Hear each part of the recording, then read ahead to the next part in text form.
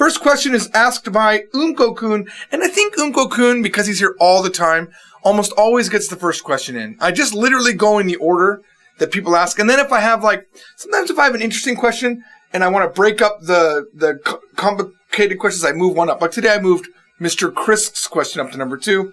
You'll see that in a second. All right, he says, Unko-kun says, would it be strange to mix plain and polite speech in the same conversation? No, it wouldn't. As a matter of fact, there's a reason why those verbs are called plain. Because they're like, a lot of times in East Japan we call them informal, but they are informal, casual, plain. They do all of those things, okay? I don't know if I like the word plain, but it works. Let's look at it. Let's look at this one sort of long sentence where we say, Nihon ni iku kara okane o tamete imasu. This is a great thing that I think Christy in the chat room is going to want to be able to learn how to say, because it means, since I'm going to Japan, I'm saving up money. And I noticed that she has saved up half of the money that she needs to go to Japan, because we're all going in March. We're all going to go to Japan. We're all meeting up in Japan, and we're going to do things in Japan in March. More information coming.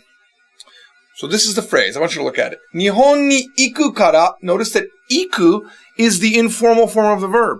Nihon ni iku kara okane o tamete imasu. And it's ending on mas. Well, guess what? This entire sentence is polite. When you're using kara to connect things, kara means because. Generally, the thing before the kara, or the reason, is an informal sentence. Nihon ni iku kara, because I'm going to Japan. Okane o tamete imasu. And that final sentence changes the formality of the statement. So if you had said, instead of this polite sentence, tamete imasu, instead of more casual and formal, the only thing that would be different is, in the end, you'd have tameteru. Tameteru. Nihon ni iku kara okane tameteru. That would be the only difference. Now it's an informal sentence. And this is not just limited to kara. You're going to use these casual, not casual, but casual is the right way, but casual, informal, plain verbs in a lot of big sentences. For example, let's say you're coining someone else's phrase. Let's say that Christy said she was going to Japan. Christy-chan wa Nihon ni iku to iimashita. Christy-chan wa, there's our topic, Christy-chan, Nihon ni iku, there's the thing that she said, marked with to, your quotation marker. Nihon ni iku to iimashita, said she's going to Japan. You normally wouldn't say Nihon ni ikimasu to iimashita. That's sort of weird.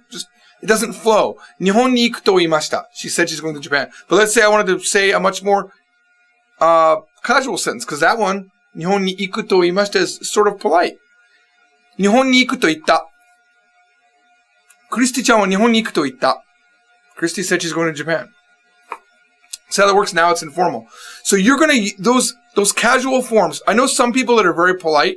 I've seen this where they go, oh, I don't want to learn the informal forms because I'm a very polite person. Guess what? You're going to sound weird.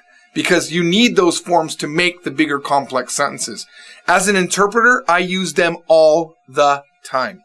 No matter how big the sentence is, typically all of the things in the beginning of that sentence and all the midway points are those shorter forms of the verbs, the casuals. And then at the end, whether it's mas, masen, te orimasu, whatever I do at the end determines the politeness of the sentence. That is very, very typical.